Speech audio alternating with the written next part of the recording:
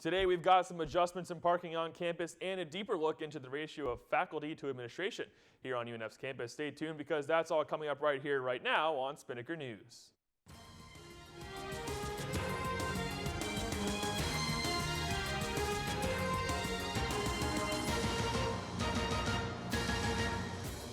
Good morning, Ospreys. I'm Connor Spinnaker in for Emmett Clark, and you're watching Spinnaker News on Spinnaker Television. You won't be able to park on the 4th floor of the arena garage this morning due to a Veterans Memorial event happening today on campus. Parking Services has blocked off 50 spaces to take care of VIP parking for the event happening at 10:30 this morning. But if you're only heading to campus for afternoon classes or appointments, you shouldn't be as affected because the 4th floor should be cleared of the event parking by noon. The National Conversation on Higher Education recently took a look into how universities are running. Looking at finances and overall structures, the New York Times and The Guardian compared education to some high-class hotels. Spinnaker brings this national conversation right here to UNF, looking into the number of professors to administrators and how that ratio affects the student body. Spinnaker's Cassidy Alexander has the inside look.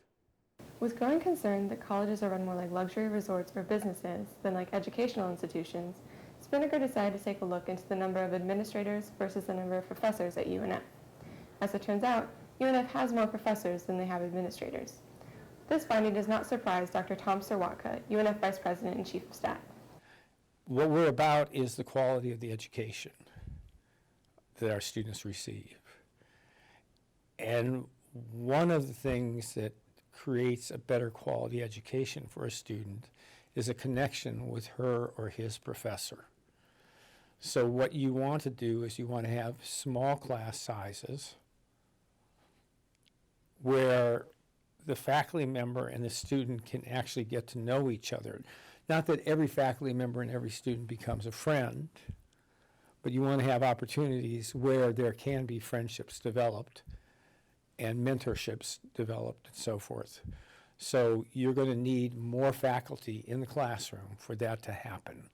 Read the full story at unfspinnaker.com. Reporting for Spinnaker Media, I'm Cassidy Alexander. Spinnaker continues to follow the national conversation on higher education, and we bring you this news and more 24/7 at unfspinnaker.com.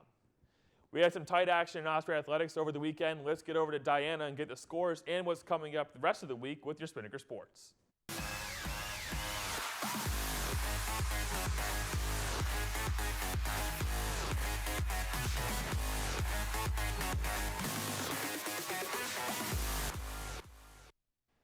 Good morning, Ospreys. I'm Diana Shanks with your Spinnaker Sports Report. For the first time in program history, our men's soccer team will host the Atlantic Sun Conference Championship game. This was solidified after they won Saturday's game against Lipscomb 2-1.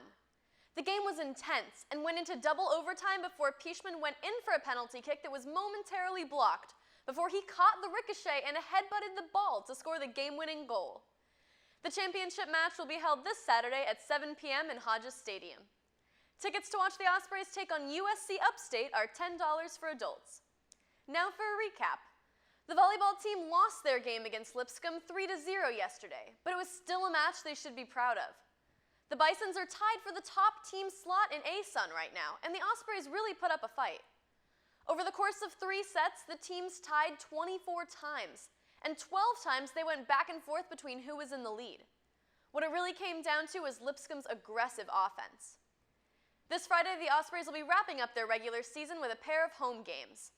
Well, that's it for sports. Connor, back to you. Thanks, Diana. That's your news snapshot for today, but as always, there's plenty more waiting for you at unfspinnaker.com. Once you find a story you're passionate about, be sure to get in on the conversation on our Facebook page, /UNF-Spinnaker. And if you like the news and pictures, be sure to the latest on Instagram and Twitter at UNF-Spinnaker. For Diana Shanks and myself, Connor Spinnaker, that's all we have for you today. But be sure to take a look at the 3-day forecast. Things have been a little rainy and it's supposed to be clearing up. Thanks for watching and make it a great day, UNF.